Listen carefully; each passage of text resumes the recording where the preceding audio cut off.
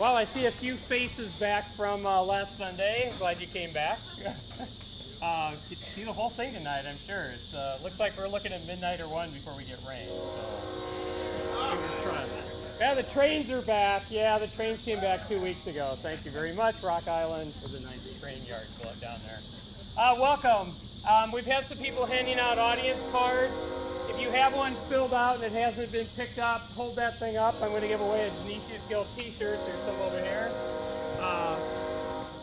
Oh, wait for the noisy train.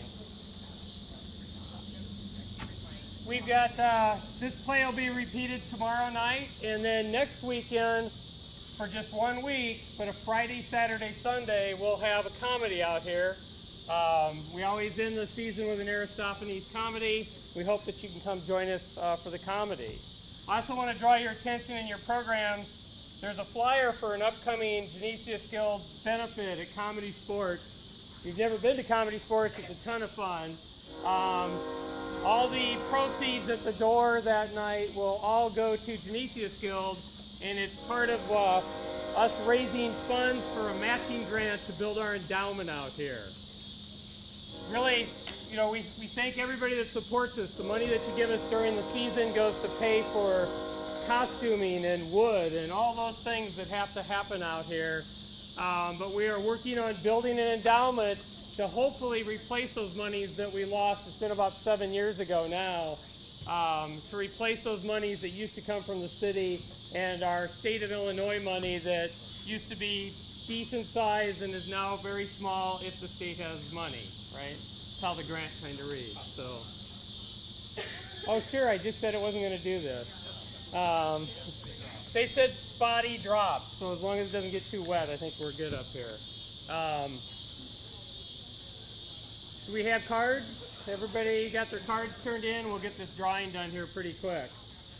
So a little bit about tonight's play. First of all, I want to tell, so we know that a lot of people have read this play in high school, right, or in a college class, but reading it and seeing it on stage are clearly two different things. I can tell you that as personal experience. First time I got to see I almost said it. See this play. When the play's going on, you know, there's a superstition about this play, and it's that you're not supposed to say the name of the play on the stage. Now, doesn't bother me a week or more ahead, right? But that superstition lives on, so I've been trying not to do that. So actors often refer to this as the Scottish play, right? So they don't have to say the name of it. I told the audience last weekend that the last time we did this show, I was the lighting designer, and I had some really cool lights and stuff on stage. And on opening night, I was setting some lights on stage and ripped my hand open on some chicken wire that was on a prop. So, and I had been making fun of the actors all week long. I'd been like dancing across stage singing the name of the main character. So I don't do that anymore. I don't tempt that. I was telling them how stupid they were, and luckily we have gaff tape, right? So I gaff taped my hand shut so we could do the show that night. Let me give away a t-shirt here real quick.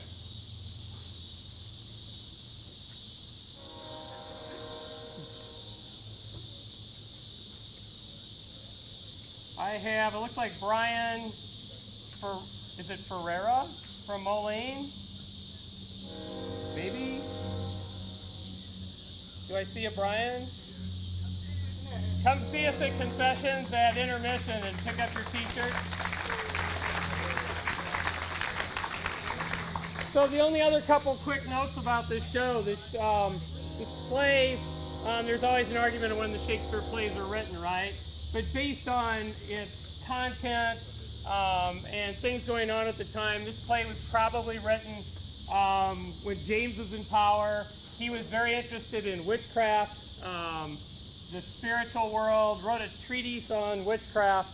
So this thing probably falls in about 1606. It is the shortest of the tragedies, probably the most powerful of them.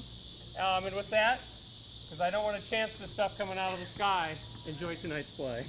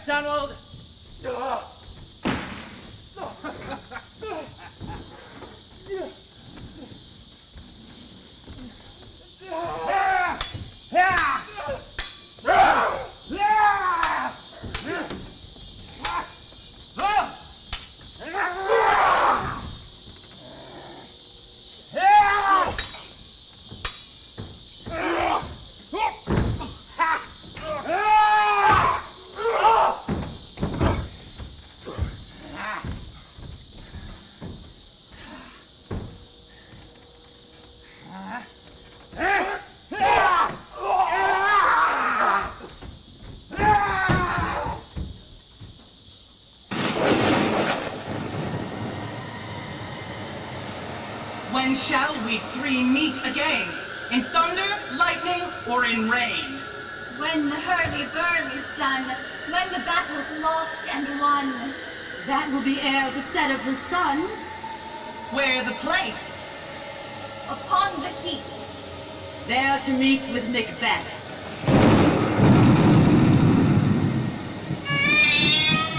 I'm hungry, Malkin. Haddock calls. Anon! Fair is foul, and foul is fair. Hover through the fog And filthy air!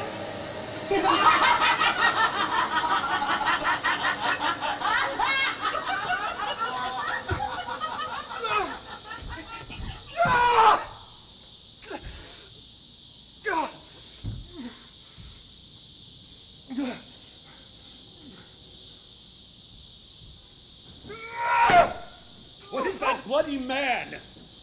He can, by his seeming plight of the revolt, tell us the newest state. That is the sergeant, who like a good and hardy soldier fought against my captivity. Hail, brave friend! Say to the king the knowledge of the broil as thou didst leave it. Doubtful! It stood as two spent swimmers that do cling together and choke their art. The merciless Macdonald, worthy to be a rebel, for to that the multiplying villainies of nature do swarm upon him. From the western isles of kerns and gallow glasses is supplied, and fortune on his damned quarrel smiling showed like a rebel's whore.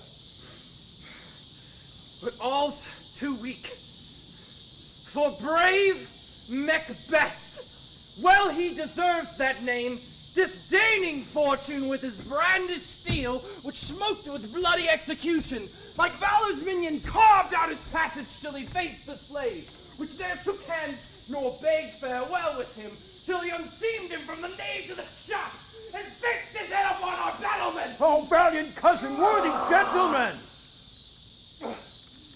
At whence the sun gins his reflection, shipwrecking storms and direful thunders, as from the spring whence comfort seems to come, discomfort swells. Mark, King of Scotland, mark. No sooner had justice with valor armed compelled these skipping kerns to trust their heels, but the Norwegian lord, surveying vantage, with furbished arms and a new supply of men, began a fresh assault. Dismayed, this not our captains, Macbeth and Banquo? Yes, as sparrows, eagles, over the hair of the lion. If I say soothe, I must report that they were as cannons overcharged with double cracks, so they doubly redoubled strokes upon the foe. Except they meant to bathe in reeking wounds, or memorize another Golgotha. I cannot tell.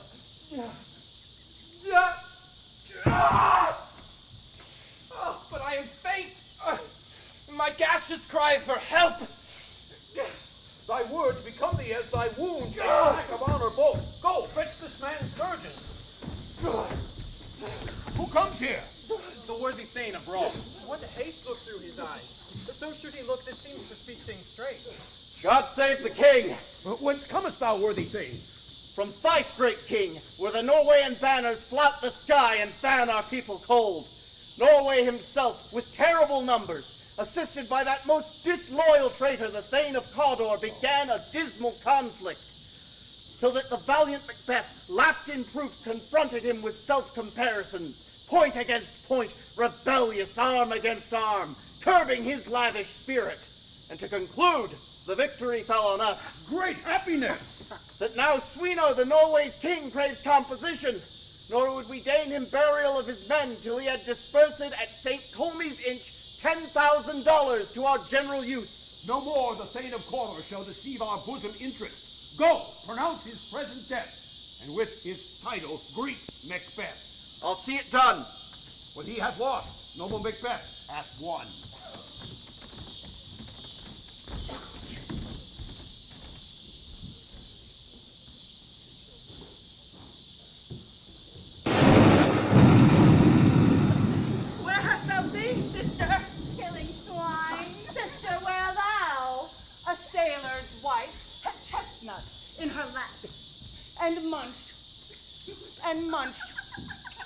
and months.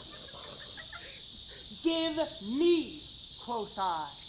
Aroint thee, witch, the rump-fed Runyon cried. Her husband's to Aleppo gone, master of the tiger. But in a sieve I'll thither sail, and like a rat without a tail, I'll do, and I'll do. I'll give thee wings. Oh, thou art kind. Him, and I another. Oh, I myself have all the other, and the very ports they blow, all the quarters that they know in the shipman's guard. I will drain him, dry as hay. Sleep shall neither night nor day hang upon his penthouse lid. He shall live a man forbid.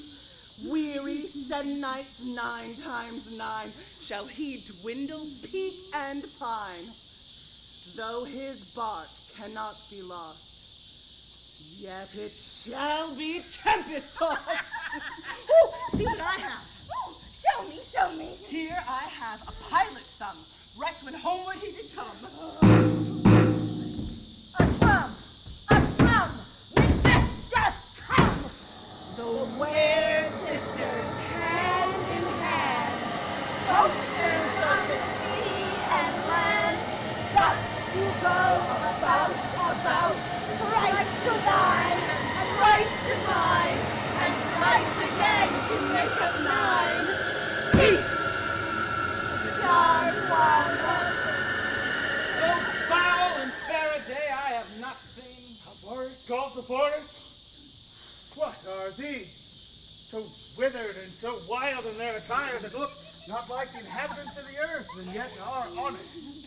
Live you? Or are you aught that man may question?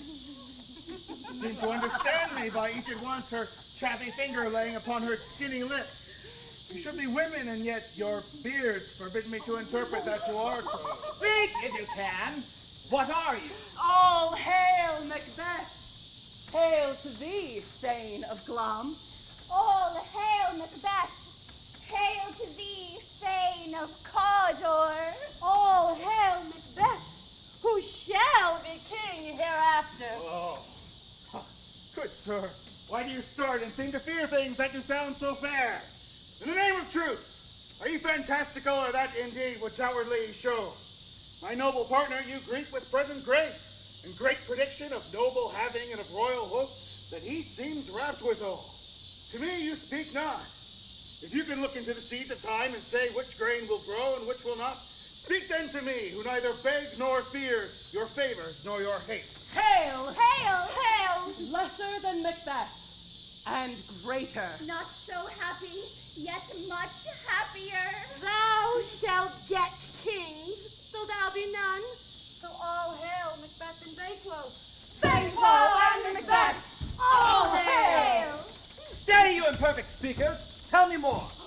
By my sire's death I know I'm Thane of Glamis, but how of Cawdor? The Thane of Cawdor lives, a prosperous gentleman. And to be king stands now within the prospect to believe no more than to be Cawdor. Say from whence you owe this stranger, and why will this black here stop away with apathetic greeting? Speak, I charge you!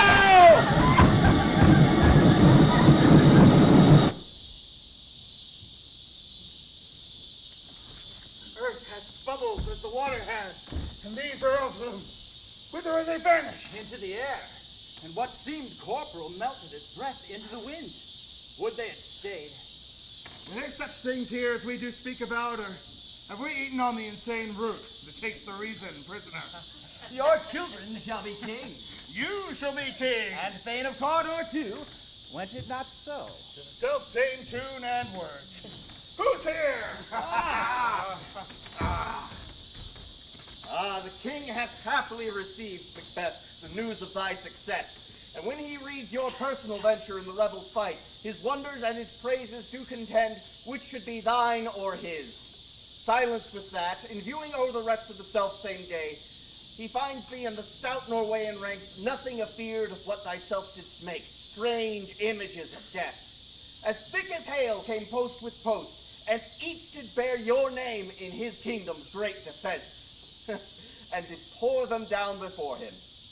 We are sent to give thee from our royal master thanks, only to herald thee into his sight, not pay thee. And in earnest of a greater honor, he bade me from him call thee Thane of Cawdor, in which addition, hail, most worthy Thane, for it is thine. What, can the devil speak true? The Thane of Cawdor lives. Why do you dress me in borrowed robes? Who was the Thane of Cawdor lives yet, but it bears under heavy judgment that life which he deserves to lose. Whether he combined with Norway, or whether he did lie in the rebel with secret help and advantage, or did both, as he labored in his country's wreck, I know not. But treason's capital, proven and confessed, have overthrown him. Glamis and the Thane of Cawdor. The greatest is behind. Thanks for your pay. Do you not hope your children shall be kings, when those that gave the Thane of Cawdor to me promised no less to them? That trusted home might yet enkindle you unto the crown, besides the Thane of Cawdor. But 'tis strange, and oftentimes to win us to our harm, the instruments of darkness tell us truths, win us with honest trifles to betray us in deepest consequence. Two truths are told as happy prologues to the swelling act of the imperial theme. I thank you, gentlemen. Cousins, a word, I pray you. This supernatural soliciting cannot be ill, cannot be good. If ill, why have to give me earnest of success, commencing in a truth? I am Thane of Cawdor. If good, why do I yield to that suggestion whose horrid image doth unfix my hair, and make my seated heart knock at my ribs against the use of nature? Present fears are less than horrible imaginings. My thought, whose murder yet is but fantastical, strikes so my single state of man that function is smothered in surmise, and nothing is but what is not. Look how our partners racked. If chance will have me king, why chance may crown me without my stir. New honors come upon him, like our strange garments, cleave not to their mold, but with the aid of use. Come what come may, time and the hour runs through the roughest day. Worthy Macbeth, we stay upon your leisure. Give me your favor. My dull brain was wrought with things forgotten. Kind gentlemen, your pains are registered where every day I turn the leaf to read them. Let us toward the king. Think upon what hath chanced, and at more time, the interim having waited, let us speak our free hearts each to other. Very gladly. Till then, enough. Come, friend.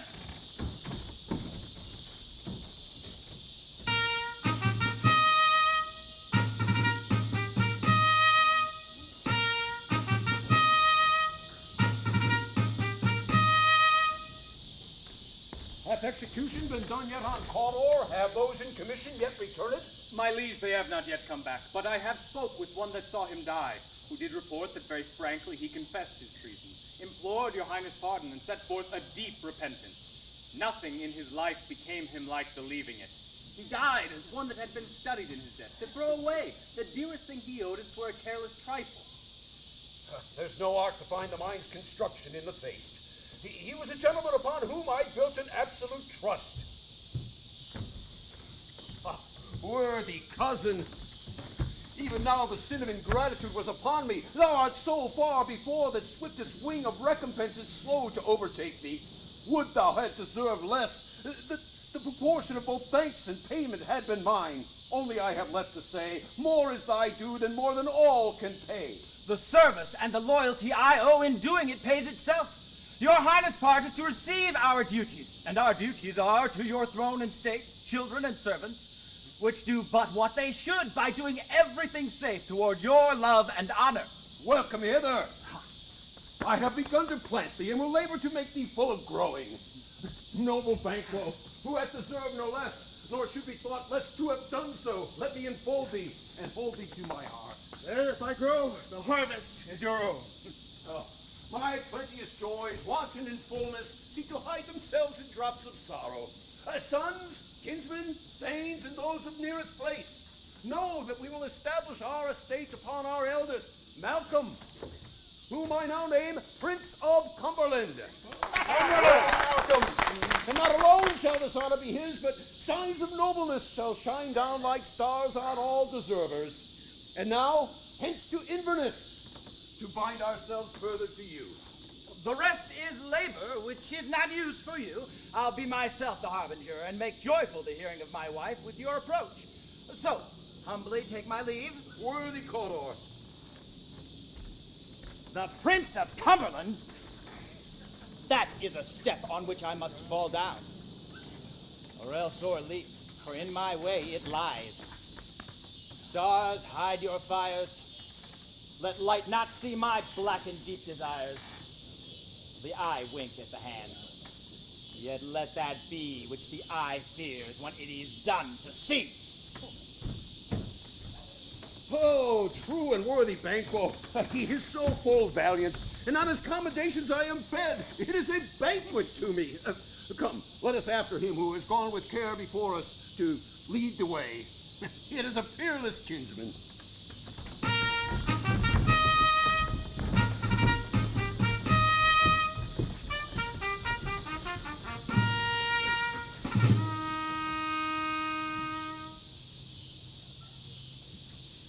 They met me on the day of success, and I've learned by the perfectest reports that they have more in them than mortal knowledge.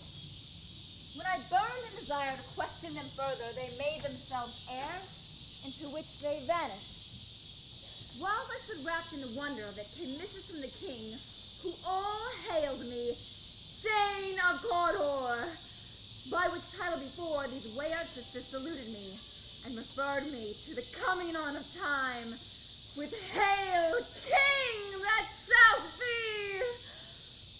This have I thought good to deliver thee, my dearest partner of greatness, that thou mightst not lose the dues of rejoicing by being ignorant of what greatness is promised thee. Lay it to thy heart, and farewell.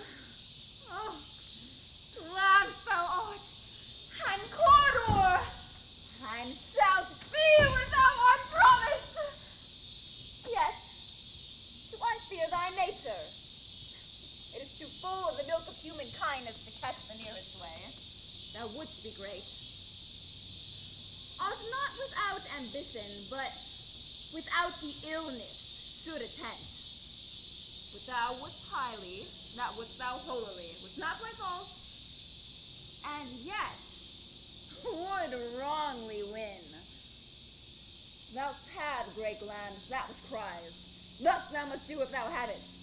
And that which rather thou dost fear to do, than wishes should be undone. Hie thee hither, that I may pour my spirits in thine ear, and chastise with the valor of my tongue all that impedes thee from the golden round, which fate and metaphysical age seem to have thee crowned withal. What is it, Hydes? Our king comes here tonight. Thou art mad to say it. Is not thy master with him? Who or so would have informed for preparation? So please you, it is true. Our Thane is coming. One of my fellows got speed of him, who, nearly dead for breath, had scarcely more than would make up his message. Your contendings. He brings great news. The raven himself is force that crooks the fatal entrance of Duncan under my battlements. Come, you spirits that tend on mortal thoughts, unsex me here, and fill me from the crown to the toe full of direst cruelty. Make thick my blood. Stop up the axis and passage to remorse, that no compunctious visitings of nature shake my fell purpose, nor keep peace between the effect and it.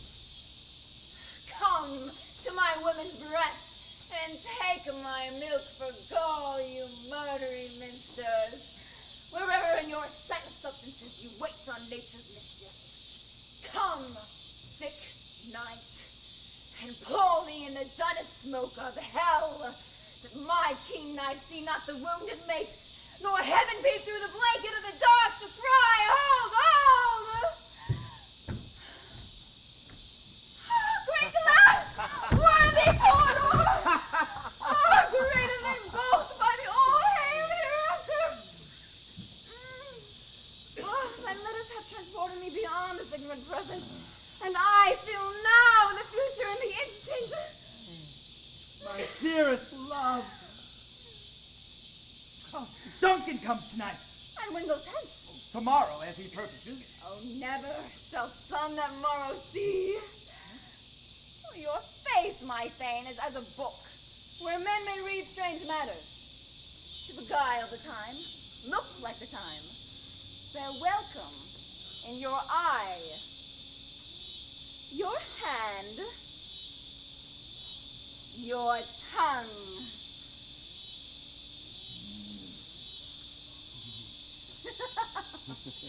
Look like the innocent flower, but be the serpent under it.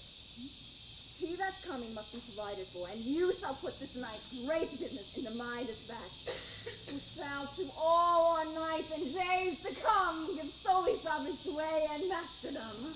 We will speak further. Only look on, clear. To alter favor ever is to fear.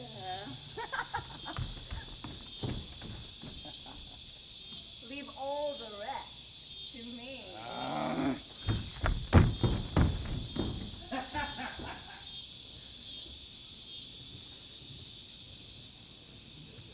This castle hath a pleasant seat.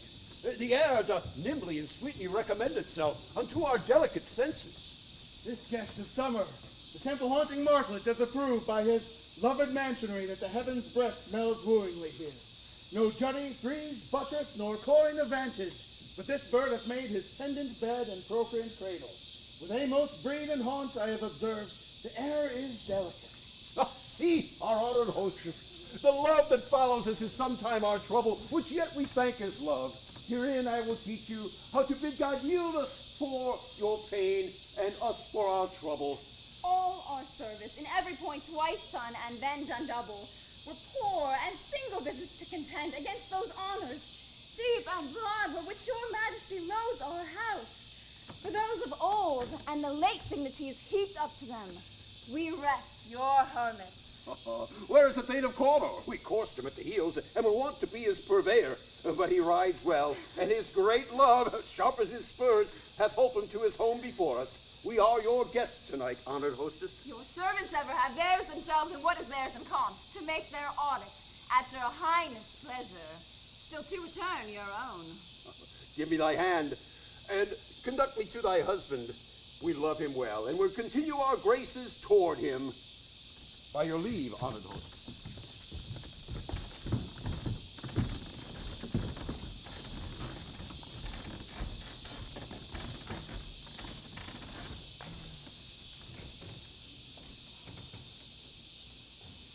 If it were done when 'tis done, then 'twere well it were done quickly.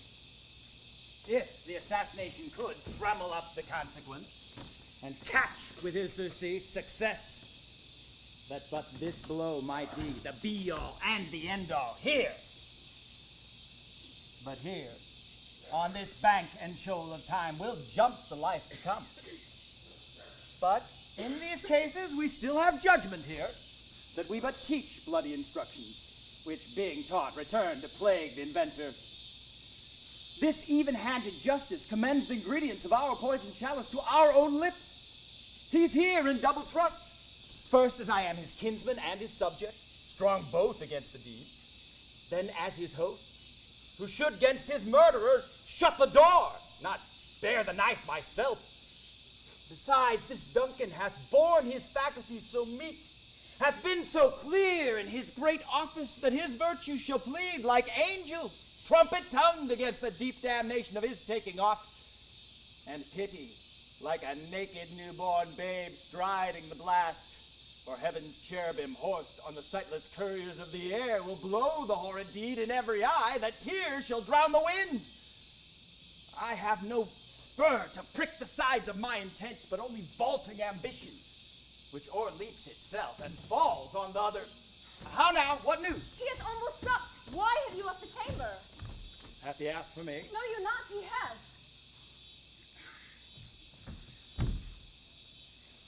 We will proceed no further with this business. What? He hath honored me of late, And I have bought golden opinions from all sorts of people, which would be worn now in their newest gloss, not cast aside so soon.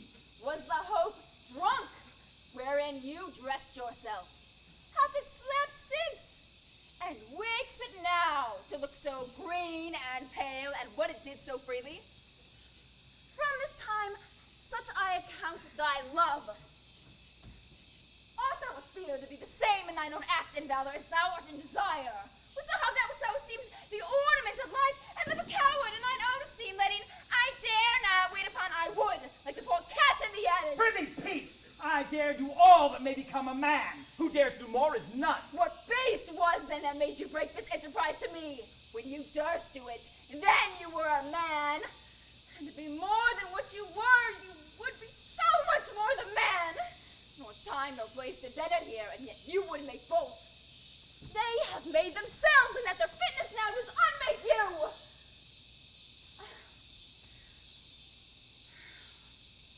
I have given suck, and know how tender it is to love the babe that milks me. I would, while it was smiling in my face, have plucked the nipple from my and dashed the brains out, had I so sworn as you have done to this. If we should fail... We fail! But screw your courage to the sticking place, and will not fail.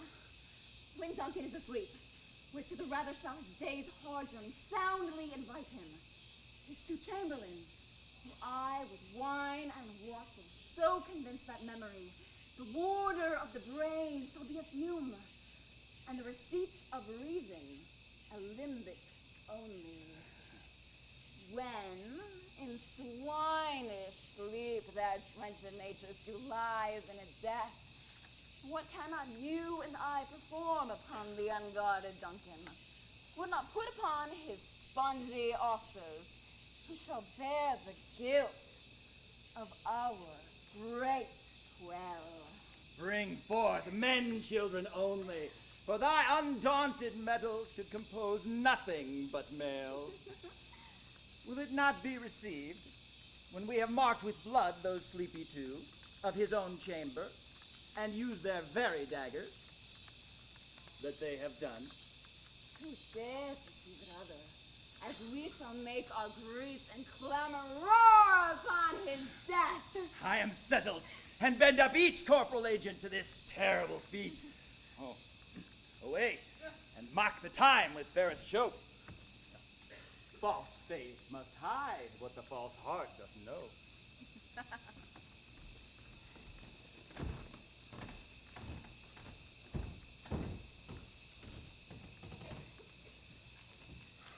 How goes tonight, boy? The moon is down. I have not heard the call. And she goes down at 12. I take it as later, sir. Oh, take my sword. There's husbandry in heaven. Their candles are all out. A heavy summons lies like lead upon me, yet I would not sleep. Merciful powers restrain in me the cursed thoughts that nature gives way to in repose. Give me my sword. Who's there? A friend? Sir, not yet at rest? The king's abed? He hath been an unusual pleasure and sent forth great largesse to your offices. This diamond he greets your wife withal, by the name of most kind hostess, and shut up in measureless content. Being unprepared, our will became the servant to defect, which else should free have wrought. All's well. I dreamt last night of the three weird sisters. To you they have showed some truth. I think not of them. Yet, when we can entreat an hour to serve, we would spend it in some words upon that business, if you would grant the time. At your kindest leisure. If you shall cleave to my consent, when 'tis, it shall make honor for you. So I lose none in seeking to augment it, but still keep my bosom franchised and allegiance clear. I shall be counseled. Good repose the while. Thanks, sir. Like to you.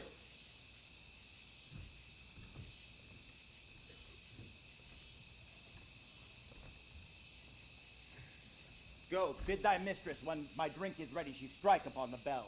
Get thee to bed.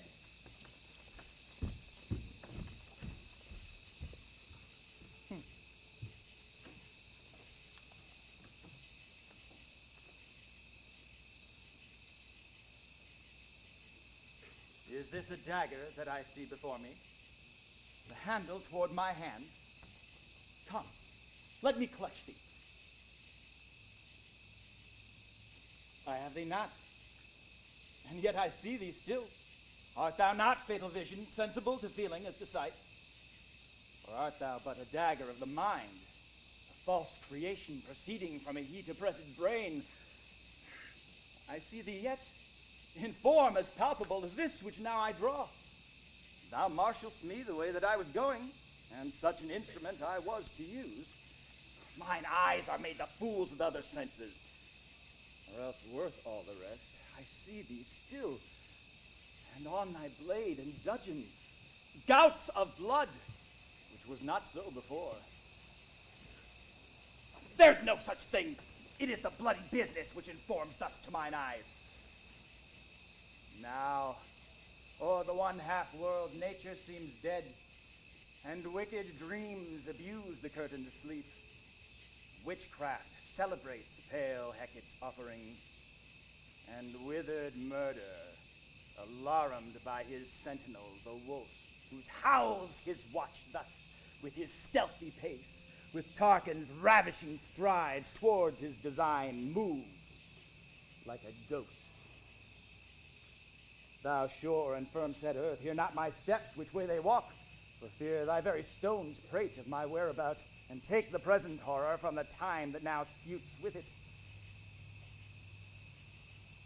Whiles I threat, he lives. Words to the heat of deeds, too cold breath gives.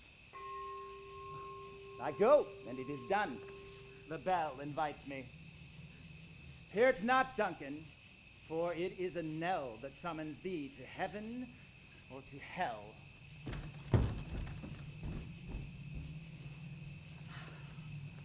That which hath made them drunk hath made me bold. What hath quenched them hath given me fire. Ah! Peace. It was the owl that shrieked. The fatal bellman which gives the sternest good night.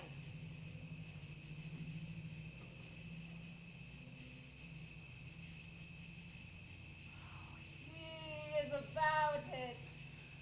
The doors are open and the serfs grooms do mock their charge with snores. I have drugged their posits, that death and nature do contend about them, whether they live or die. Who's there? What? Oh! My lord, I'm afraid they've awaked and 'tis not done. The attempt and not the deed confounds us. Look, I laid their daggers ready, he could not miss them. Had he not resembled my father as he slept, I had done't. My husband. I have done the deed. Didst thou not hear a noise? I heard the owl scream and the crickets cry. Did not you speak? When? Now. As I descended? I. Hark! Who lies the second chamber? Donalbain. This is a sorry sight. Foolish thought to say a sorry sight. There's one did laugh in sleep. One cried murder, that they did wake each other. I stood and heard them. But they did say their prayers and addressed them again to sleep. There are two lodged together. One cried, God bless us, and Amen, the other. As they had seen me with these hangman's hands, listening their fear, I could not say Amen when they did say God bless us. Consider it not so deeply. But wherefore could not I pronounce Amen?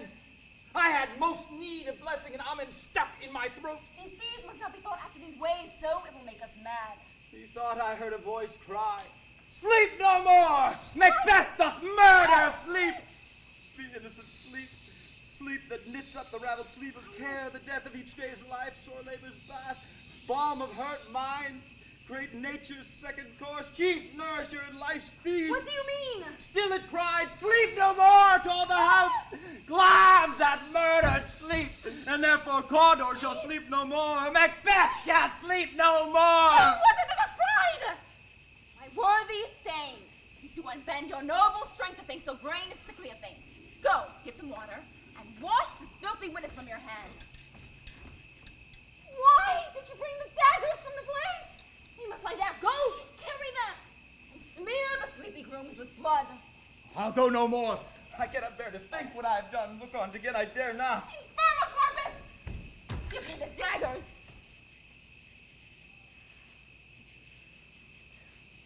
The sleeping and the dead are but as pictures. It is the eye of childhood that fears the painted devil.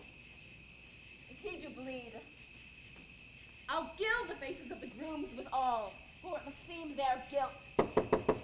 Whence is that knocking? How is't with me when every noise appalls me? What hands are these? Ah, they pluck out mine eyes. Will all great Neptune's ocean wash this blood clean from my hand?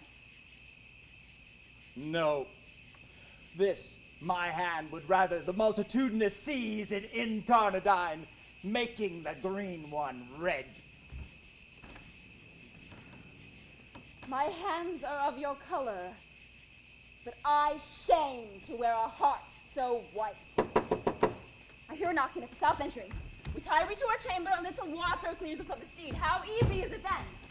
Your courtesy has left you unattended. Hark! More knocking. Get on your nightgown lest occasion call us, and show us to be watchers.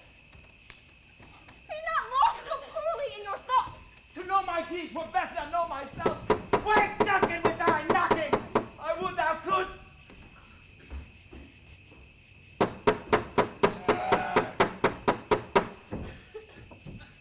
Here's a knocking indeed. If a man were porter at Hellgate, he should have old turning the key. Knock, knock, knock! Who's there? In the name of Beelzebub. Oh, here's a farmer who hanged himself on the expectation of plenty. Come in time! Have napkins enough about you. Here you'll sweat for it. Knock, knock, knock! Who's there? In Mepha, Baffa, other devil's name. Ooh! Hey, here's an equivocator who could swear in both scales against either scale, who committed treason enough for God's sakes, yet could not equivocate to heaven. Come in, equivocator! Oh, knock, knock! Who's there? Oh, faith, here's an English tailor. Come hither for stealing out of a French hose. Come in, tailor! Here you may roast your goose. No! Never a quiet! What are you? But this place is too cold for hell. I'll devil porter it no further. I had thought to have let in some of all professions that go the primrose way to the everlasting bonfire. Anon!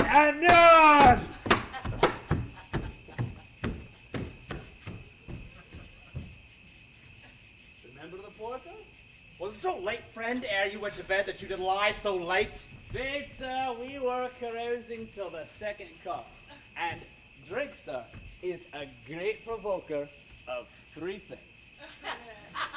What three things does drink especially provoke? Mary, sir, nose painting, sleep,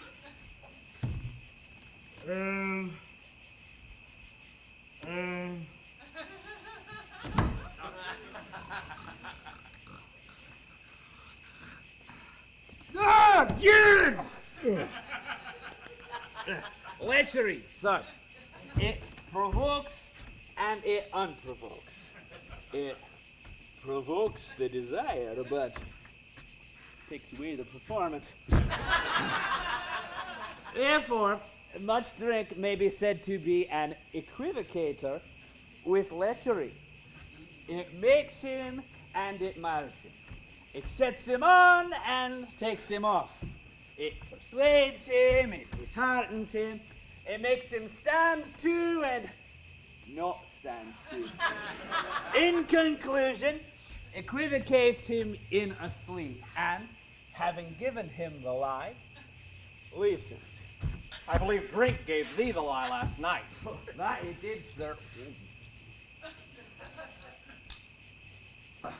In the very throat on me. But I requited him for this deed. And I think being too strong for him, though he had me by the legs sometime. But I made a shift to cast him.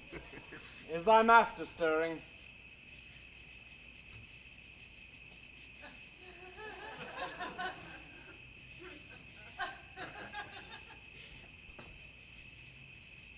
Right there. Our knocking has awakened him. Here he comes. Good morrow, noble sir. Good morrow, both. Is the king stirring, worthy Thane? Not yet. He did command me to call timely on him. I have almost slipped the hour.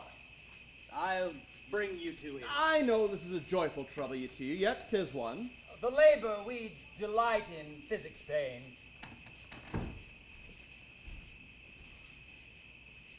This is the door.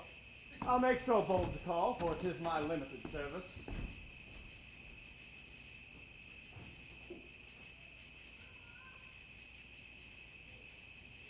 Goes the king hence today? He does.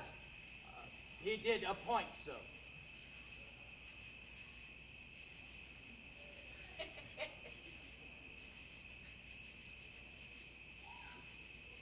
The night has been unruly. Where we lay, our chimneys were blown down, and, as they say, lamentings heard in the air. Strange screams of death and prophesying with accents terrible, of dire combustion and confused events. New hatchet to the woeful time, the obscure bird clamored the livelong night. Some say the earth was feverish and did shake. 'Twas a rough night. My young remembrance cannot parallel a fellow to it. Oh, horror, horror, horror! Tongue the heart can conceive nor name thee! What's the matter? Confusion now hath made his masterpiece. Most sacrilegious murder hath broke up the Lord's anointed temple and stole thence the life of the building. What is to say, the life? Mean you, his majesty? Approach the chamber and destroy your sight with a new Gorgon. Do not bid me speak. See and then speak yourselves. Awake! Awake! Ring the alarm bell! Murder and treason! Echo and Donalbain! Malcolm, awake! Shake off this downy sleep death's counterfeit and look on death itself! Out! Out and see the great Doom's image! Malcolm Banquo! As to embrace myself like to walk like spice to countenance this horror! Ring the bell! What's the business? This is a hideous trumpet calls to parley the sleepers of the house. Speak, speak. Oh, gentle lady, 'tis not for you to hear what I can speak. The repetition in a woman's ear would murder as it fell. Oh, Banquo, Banquo, our royal master is murdered. Woe, alas! What in our house? Cruel anywhere. Dear Death, I pray thee, contradict thyself and say it is not so. Had I but died an hour before this chance, I'd lived a blessed time. For from this moment there's nothing serious in mortality. All is but toys. Renown and grace is dead. The wine of life is drawn, and the mere lees is left this vault to brag of. What is amiss? You are, and do not know it. The spring, the head, the fountain of your blood is stopped. The very source of it is stopped. Your royal father's murdered. Oh. By whom? Those of his chamber, as it seemed, had done it. Their hands and faces were all badged with blood, and so were their daggers, which unwiped we found upon their pillows. They stared and were distracted. No man's life was to be trusted with them. Oh, yet do I repent me of my fury that I did kill them. Wherefore did you so? Who can be wise amazed, temperate and furious, loyal and neutral in a moment? No man. The expedition my violent love outrun the pause of reason. Here lay Duncan, his silver skin laced with his golden blood, and his gashed stabs were like a ruin in nature for ruin's wasteful entrance. There, the murderers, steeped in the colors of their trade, their daggers unmannerly breached with gore. Who could refrain that had a heart to love, and in that heart courage to make his love known? Help me, Hansel! Look to the lady! Why do we hold our tongues that most may claim this argument for hours? What should be said here when our fates, hidden in an auger hole, could rush and seize us? Let's away. Our tears are not yet brewed. Nor our strong sorrow upon the foot of motion. Look to the lady! When we have our naked frailties hid, that suffer an exposure, let us meet and question this most bloody piece of work to know it further. Fears and scruples shake us. In the great hand of God I stand, and thence with treasonous malice I fight against the undivulged pretense. And so do I. So all, let's briefly put on manly readiness and meet to the hall together. Well contented.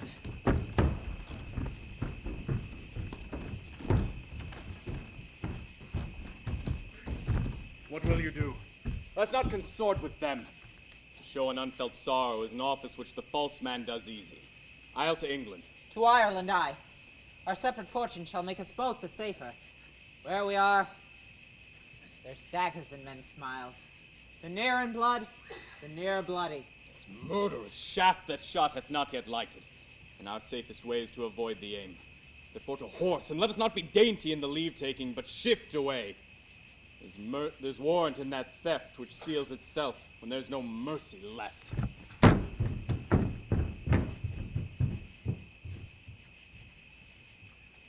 Threescore and 10 I can remember well, within the volume of which time I have seen hours deadly and things dangerous.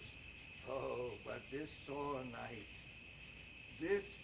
night hath trifled former knowing. Ah, worthy father, thou seest the heavens troubled by man's act threaten his bloody stage. By the clock 'tis day, yet dark night strangles the traveling lamp. Is it night's predominance, or the day's shame that darkness does the face of earth entomb, when living light should kiss it? 'Tis unnatural, even like the deed that's done. On Tuesday last, a falcon, towering in her pride, was by a mousing owl hawked at and killed. And Duncan's horses, a thing most strange and certain, beauteous and swift, the minions of their race, they turned wild in nature, broke open their stalls, flung out against obedience as though they would make war with mankind. No, 'tis said they eat each other. They did so, to the amazement of mine eyes that looked upon it. But here comes the good Macduff. How goes the world, sir, now? Why, see you not? Is it known who did this more than bloody act? Those that Macbeth hath slain. Oh, alas the day! What good could they pretend? They were suborned. Malcolm and Donalbain, the king's two sons, are stolen away and fled, which puts upon them suspicion of the deed. Against nature still! Thriftless ambition that will raven up thine own life's means! Then 'tis most likely the sovereignty will fall upon Macbeth. He is already named, and gone to Scone to be invested. Where is Duncan's body? Carried to Colmkill, the sacred storehouse of his predecessors, and guardian of their bones. Will you to Scone? No, cousin, I'll to Fife. Well, I will thither. Well, may you see things well done there. Adieu. Lest our old robes sit easier than our new. Farewell, father. God's benediction go with you, and with those who will make good of bad and friend of foe.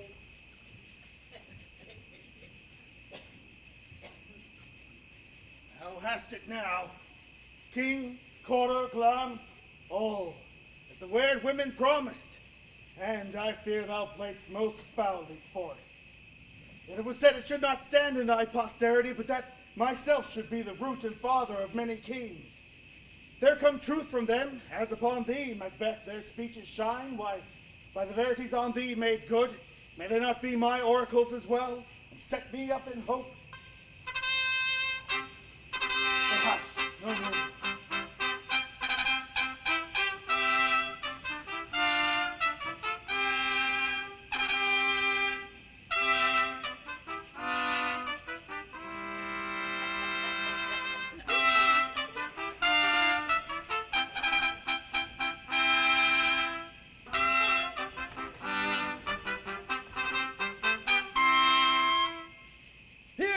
chief guest. If he had been forgotten, it had been as a gap in our great feast, and all thing unbecoming. Tonight we hold a solemn supper, sir, and I'll request your presence. Let your highness command upon me, to the which my duties are with the most indissoluble tie forever knit. Ride you this afternoon? Aye, my good lord. We should have else desired your good advice, which still hath been both grave and prosperous in this day's council, but we'll take tomorrow. As far you ride? As far, my lord, as will fill up the time twixt this and supper. Goes not my horse the better, I must become a borrower of the night for a dark hour or twain. Fail not our feast. My lord, I will not.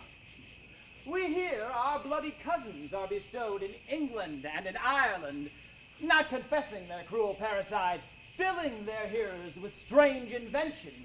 But of that tomorrow, when therewithal we shall have cause of state craving us jointly. Hie you to horse, until we meet again tonight. Goes Fleance with you? Aye, my good lord. Our time does call upon us. I wish your horses swift and sure of foot, and so I do commend you to their backs. Farewell. Let every man be master of his time till 7 at night. To make society the sweeter welcome, we will keep ourselves till supper time alone. While then, God be with you. Sirrah, a word with you. Attend those men our pleasure. They are, my lord, without the palace gate. Bring them before us. To be thus is nothing, but to be safely thus. Our fears in Banquo stick deep, and in his royalty of nature reigns that which would be feared. 'Tis much he dares, and to that nature of his mind he hath a wisdom that doth guide his valor to act in safety. There is none but he whose being I do fear. And under him my genius is rebuked, as it is said Mark Antony's was by Caesar. He chid the sisters when first they placed the name of king upon me, and then bade them speak to him. Then prophet-like they hailed him father to a line of kings. Upon my head they placed a fruitless crown, and put a barren scepter in my grip, thence to be wrenched with an unlineal hand, no son of mine succeeding. If it be so, for Banquo's issue have I filed my mind. For them, the gracious Duncan, have I murdered. Put rancors in the vessel of my peace only for them. And mine eternal jewel given over to the common enemy of man to make them kings, the seeds of Banquo, kings. Rather than so come fate into the list, champion me to the utterance. Who's there? Now go to the door and wait there till we call. Was it not yesterday we spoke together? It was, so please your highness. Well then. Now, have you considered of my speeches? Know you that it was he, in the times past, who kept you so under fortune, which you thought had been our innocent self? This we made good to you in our last meeting, passed in probation with you, how you were board in hand, how crossed the instruments, and who wrought with them, and all things else that might to half a soul and to a notion craze say, thus did Banquo. You have made it known to us. I did so and went further, which is now our point of second meeting. Do you find your patience so predominant in your nature that you can let this go? Are you so gospel depraved for this good man and for his issue, whose heavy hand hath bowed you to the grave and beggared yours forever? We are men, my liege. Aye. In the catalogue you go for men. As hounds, greyhounds, mongrels, spaniels, curs, shuffs, water-rugs, and demi-wolves are clept all by the name of dogs. The valued file distinguishes the quick, the slow, the subtle, the housekeeper, the hunter, every one according to the gift which bounteous nature hath within him closed, thereby providing him particular addition to the bill that writes them all alike, and so of men. Now, if you have a station in the file, not to the worst rank of men, say it, and I will put that business in your bosoms whose execution takes your enemy off, grapples you to the heart and love of us, who were our health but sickly in his life, which in his death were perfect. I am one, my liege, whom the vile blows and buffets of the world so incense that I am reckless what I do to spite the world. And I another, so weary with disasters, tugged with fortune, that I would set my lie on any chance to mend it or be rid on it. Both of you know Banquo was your enemy. True, my lord. So is he mine, and in such bloody distance that every minute of his being thrust against my nearest of life. And though I could, with barefaced power, sweep him from my sight and bid my will avouch it, yet I must not. For certain friends, which are both his and mine, whose loves I may not drop, but wail his fall, who I myself struck down. And thence it is that I to your assistance do make love, masking the business from the common eye for sundry weighty reasons. We shall, my lord, perform as you command of us. Though our lives Your spirit shine through you.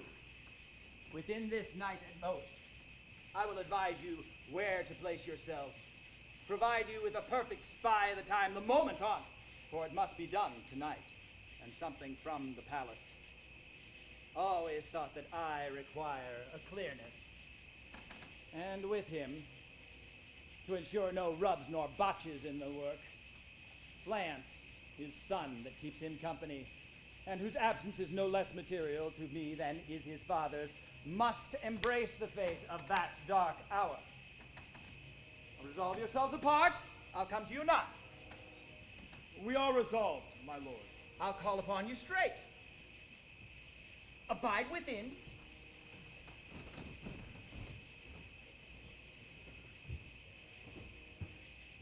It is concluded.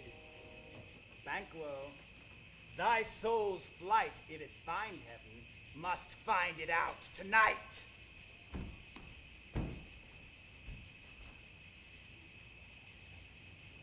Is Banquo gone from court? Aye, madam, but returns again tonight. Say to the king, I would attend his leisure for a few words. Madam, I will. Knots had all spent, where our desire is got without content. 'Tis safer to be that which we destroy, than by destruction dwell in doubtful joy. How now, my lord? Why do you keep alone of sorry fancies your companions making, using those thoughts which should indeed have died with them they think on? Things without all remedy should be without regard. What's done is done. We have scorched the snake, not killed it. She'll close and be herself, whilst our poor Malice remains in danger of her former tooth. But let the frame of things disjoint, both the worlds suffer. Ere we will eat our meal in fear and sleep in the affliction of these terrible dreams that shake us nightly, better to be with the dead whom we, to gain our peace, have sent to peace, than on the torture of the mind to lie in restless ecstasy. Duncan is in his grave. After life's fitful fever, he sleeps well. Treason has done his worst. Nor steel, nor poison, malice domestic, foreign levy, nothing can touch him further. Come on! Gentle, my lord, sleep o'er your rugged looks. Be bright and jovial among your guests tonight. So shall I, love, and so I pray. Be you. Let your remembrance apply to Banquo. Present him eminence both with eye and tongue, unsafe the while that we must lave our honors in these flattering streams, and make our faces visards to our hearts, disguising what they are. You must leave this. Oh, full of scorpions is my mind, dear wife. Thou know'st Banquo and his Fleance lives. But in them, nature's copies not etern. There's comfort yet. They are assailable. Then be thou jocund, ere the bat has flown his cloistered flight, ere to black Hecate summons the shard-born beetle with his drowsy hums hath rung night's yawning peal. There shall be done a deed of dreadful note. What's to be done? Be innocent of the knowledge, dearest Chuck, till thou plod the deed. Come, sealing night, scarf up the tender eye of pitiful day, and with thy bloody and invisible hand cancel and tear to pieces that great bond which keeps me pale. Light thickens, and the crow makes wing to the rooky wood. Good things of day begin to droop and drowse, while night's black agents to their praise do rouse. Thou marvelst at my words, but hold thee still. Things bad begun make strong themselves by ill. So prithee, go with me.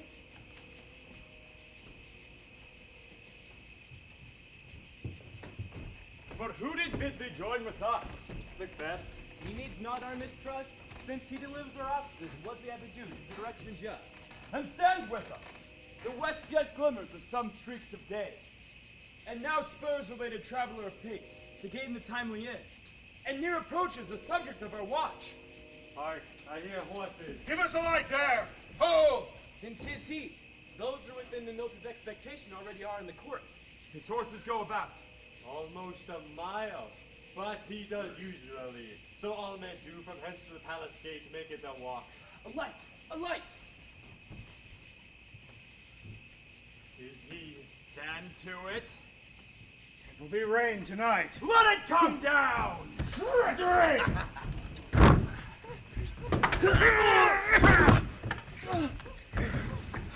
Fly, good flames! Fly, fly, fly! Thou mayest revenge.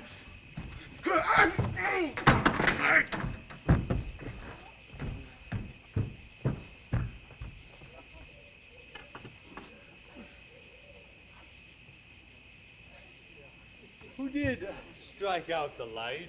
Was not the way? There's but one down. The sun is fled. We have lost the best half of our affair.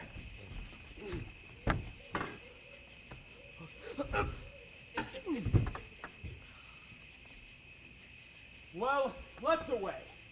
And say how much is done.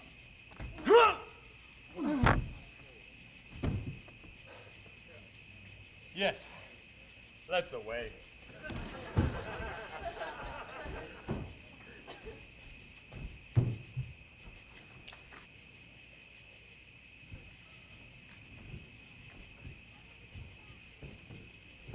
You know your own degrees.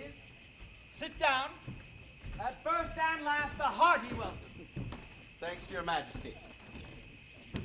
Ourself will play the humble host and mingle with society. Our hostess keeps her state, but in best time we will require her welcome.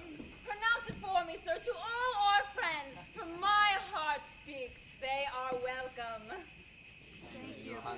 See, they encounter thee with their hearts, thanks. Both sides are even, here I'll sit to the midst. Be large in mirth, anon we'll drink a measure the table round. There's blood on thy face. 'Tis the Banquos then. 'Tis better thee without than he within. Is he dispatched? My lord, his throat is cut. That I did for him. Thou art the best of the cutthroats then. Yet he's good that did the like for flint.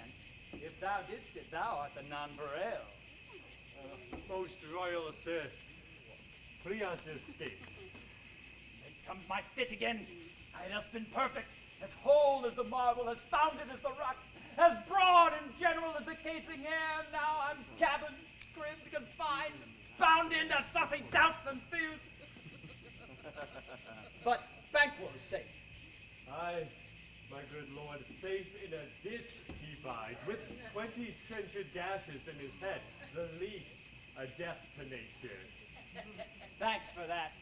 There the grown serpent lies. The worm that's fled hath nature that in time will venom breed. No teeth for the present. Get thee gone. Tomorrow we'll hear ourselves again. My worthy lord, you do not give the cheer.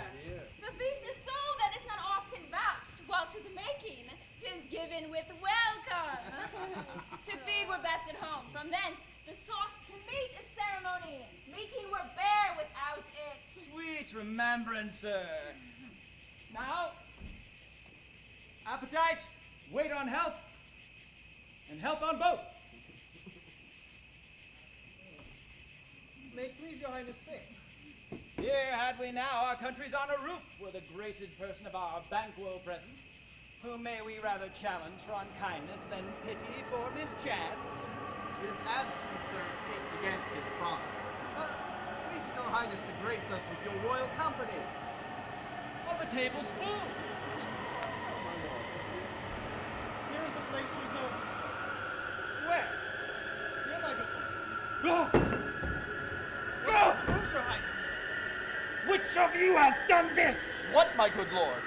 Thou canst not say I did it. Never shake thy gory locks at me. Gentlemen, rise. His highness is not well. Sit, worthy friends! My lord is often thus and hath been from his youth. Pray you, concede. If it is momentary, upon a thought he will again be well. If much you note him, you shall offend him and extend his passion. Feed and regard him not. Are you a man? Aye, and a bold one that dare look upon that which might have brought the devil. Oh, bravo, stop! This is the very painting of your dear. This is the air-drawn dagger which you sent many to Duncan. Ah! This falls in starts! Imposter to true bear! What will become a woman's story as a witch's fire authorized by her grandam? Shame itself! Why do you make such faces? When all's done, you look but on a stool! Prithee, see there! Behold! Look low! How say you? Nothing there, my lord. Why, what care I? If thou canst nod, speak too. If charnel houses and our graves must send those we bury back, our monuments will be the maws of kites. What? Quite unmanned in folly!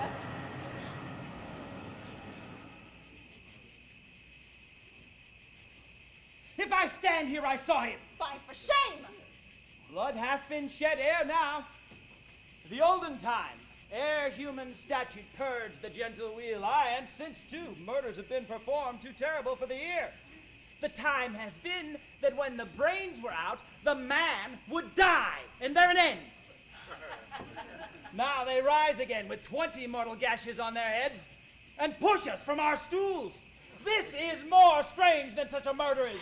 My worthy lord, your noble friends do lack you. I do forget. Do not muse at me. My most worthy friends, I have a strange condition, which is nothing to those that know me. Come, love and health to all. Then I'll sit down. Give me some wine.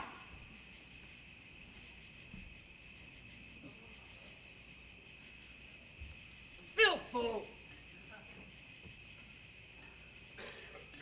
I drink to the general joy of the whole table, and to our dear friend Banquo, whom we miss. Would he were here. For him and all we thirst, and all to all. Our duties and the pledge. Our duties and the pledge. Avaunt, and quit my sight! Let the earth hide thee! Thy bones are marrowless, thy blood is cold! Thou hast no speculation in those eyes that thou dost glare with! Think of this, good peers, but as the custom is no other, only it spoils the pleasure of the time. What man dare? I dare! Approach thou like the rugged Russian bear, the armed rhinoceros, or the harkened dagger! Take any shape but that, and my firm nerves will never tremble! I'll be alive again, and dare me to the desert with your sword! If trembling I'd have it then, protest me the baby the girl! Hence horrible shadow! Unreal mockery head!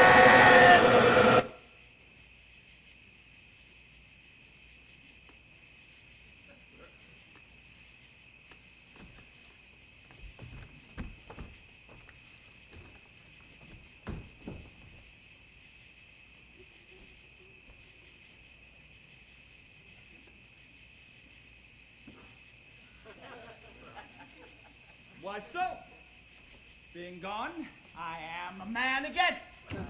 Pray you sit still. You have displaced the mirth, broke the good meaning with most admired disorder. Can such things be? And over overcome us like a summer's cloud without our special wonder. You make me strange, even to the disposition that I owe when I think that you can behold such sights and keep the natural ruby of your cheeks when mine is blanched with fear. What sights, my lord? I pray you speak not! He grows worse and worse. Question enrages him. At once, good night! Stand not upon the order of your going, but go at once! Good night. Let her health attend his majesty. A kind good night to all!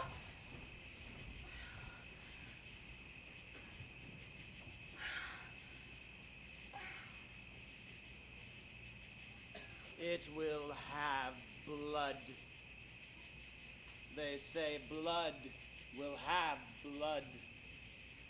Stones have been known to move and trees to speak. Augurs and understood relations have, by maggot pies and chuffs and rooks, brought forth the secret man of blood. What is the night? Almost at odds with morning. Which is which? How say you that Macduff denies his person at our great bidding? Did you send to him, sir? I hear it, by the way, but I will send. There's not a one of them, but in his house I keep a servant feed. I will tomorrow, and betimes I will to the weird sisters. More shall they speak, for now I am bent to know, by the worst means, the worst! For mine own good, all causes shall give way. I am in blood. Stepped in so far that should I wade no more, returning were as tedious as go o'er. Strange things I have in head, that will to hand, which must be acted ere they may be scanned. You lack the season of all natures. Sleep. Come, will to sleep. My strange and self-abuse is the initiative that wants hard use. We are yet but young indeed.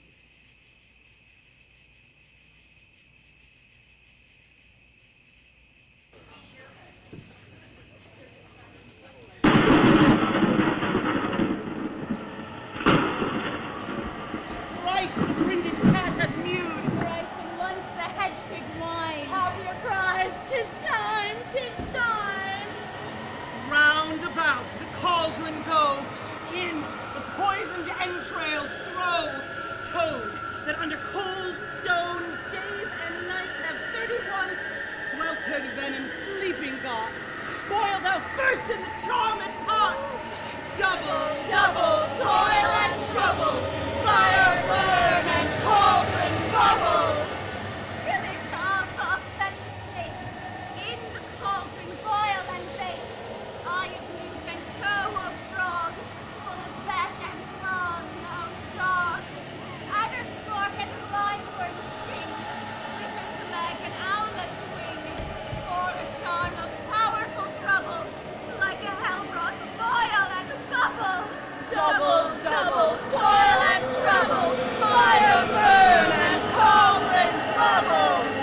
Scale of dragon, tooth of wolf, witches mumming, moor and gold of the raven salt sea shark, roots of hemlock digged in the dark, liver of a blaspheming Jew, bowl of goat and slips of yew, silvered in the moon's eclipse, nose of Turk and Tartar's lips, finger of a birth-strangled bab, ditch delivered by a drab, make our gruel thick and slab, add thereto a tiger's children, for the ingredients of our cauldron.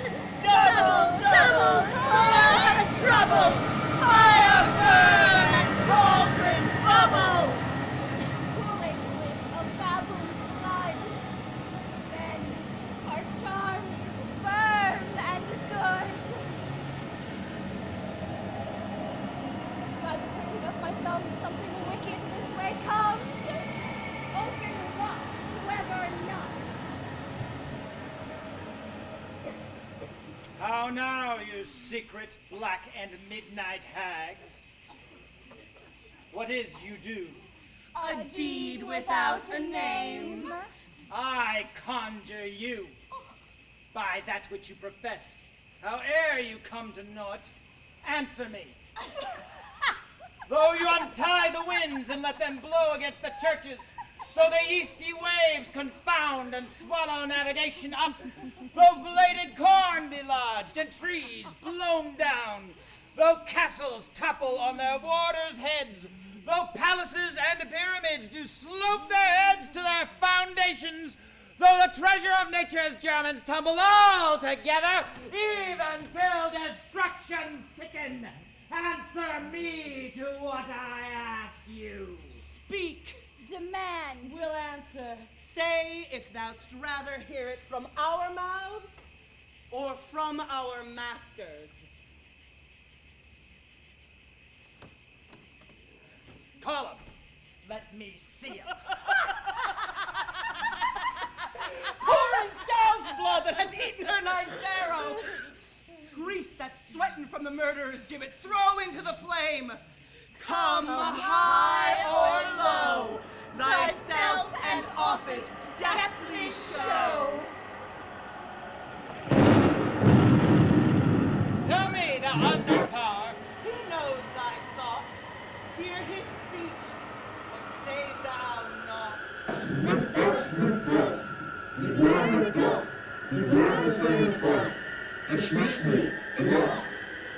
Whate'er thou art, for thy good caution thanks.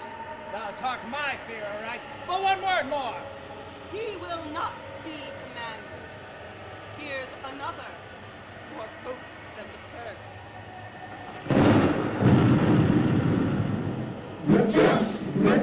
Macbeth. Had I 3 ears, I'll hear thee. Be bloody, bold, and resolute, not to scorn the power of man, for the young of woman born shall hide at death. Then live, Macduff. What need I fear of thee? But yet I'll make assurance double sure, and take a bond of fate thou shalt not live, that I may tell pale-hearted fear it lies, and sleep in spite of thunder. What is this that rises like the issue of a king, and wears upon his baby brow the round and top of sovereignty? Listen, but speak not to it. Be lying room, crown, and take no care, who shakes, who vests, or where conspirers are. Macbeth shall never vanquish me until great burning wood to hide young hill shall come against him. That will never be! Who can impress the forest? Bid the tree unfix his earthbound root, sweet Bodman's good.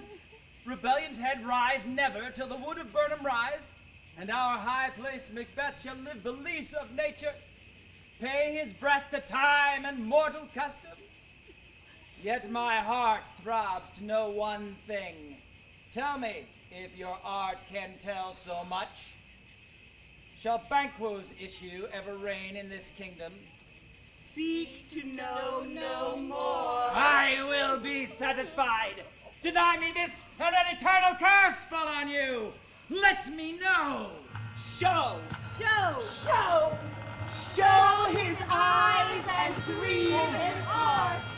Come like shadows, so depart. Thou art too like the spirit of Banquo. Down! Thy crown does sear mine eyeballs, and thy hair. Thou other gold-bound brow is like the first.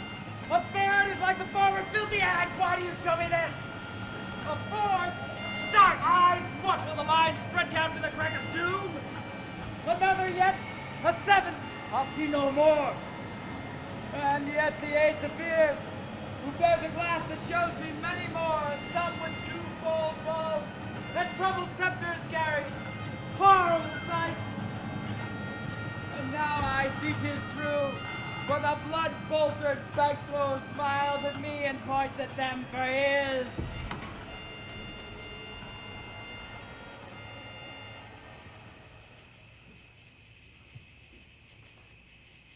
Where are they? gone. Let this pernicious hour stand. I curse it in the calendar. Come in without there! What's your grace's will? Saw you the way it, sisters? No, my lord. Came they not by you? No, indeed, my lord. Infected be the air whereon they ride, and damned all those that trust them. I did hear the galloping of horse. Who was came by? 'Tis 2 or 3, my lord, that bring you word. Macduff has fled to England. Fled to England? Aye, my good lord. Time thou anticipatest my dread exploits. The flighty purpose never is o'ertook unless the deed go with it. From this very moment, the very firstlings of my heart shall be the firstlings of my hand, and even now to crown my thoughts with acts be thought and done. The castle of Macduff I will surprise, seize upon Fife, give to the edge of the sword his wife, his babes, and all unfortunate souls that trace him in his line. No boasting like a fool, this deed I'll do before this purpose cool. But no more sights! Where are these gentlemen? Come, bring me where they are!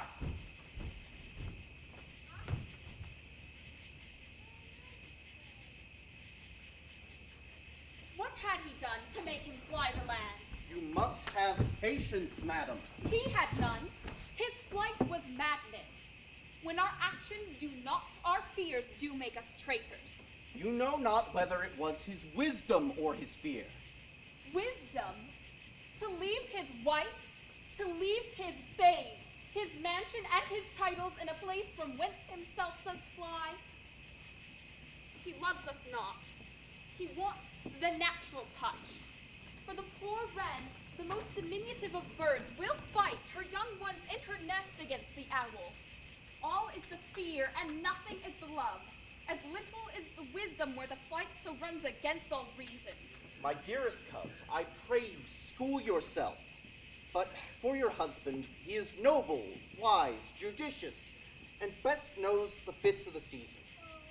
I dare not speak much further, but cruel are the times when we are traitors and do not know ourselves, when we hold rumor from what we fear and yet know not what we fear, but float upon a wild and violent sea each way and move. I must take my leave. Shall not be long, but I'll be here again. Things at their worst will cease, or else climb upward to what they were before. My pretty cousin, blessing upon you. Fathered he is, and yet he's fatherless. I am so much a fool. Should I stay longer, it would be my disgrace and your discomfort. I take my leave at once.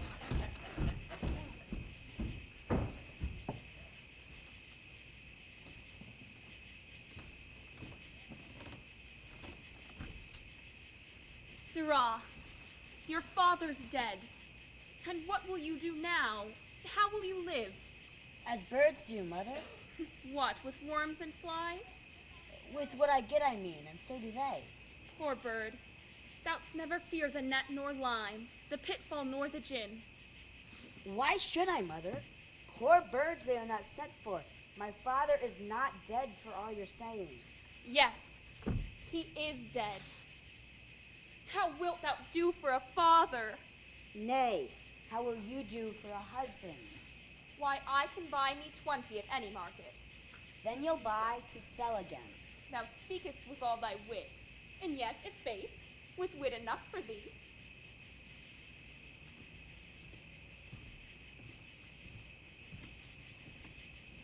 Was my father a traitor, Mother? Aye, that he was. What is a traitor? Why, one that swears and lies. And be all traitors that do so? Everyone that does so is a traitor and must be hanged. And must they all be hanged that swear and lie? Everyone. Who must hang them? Why, the honest men.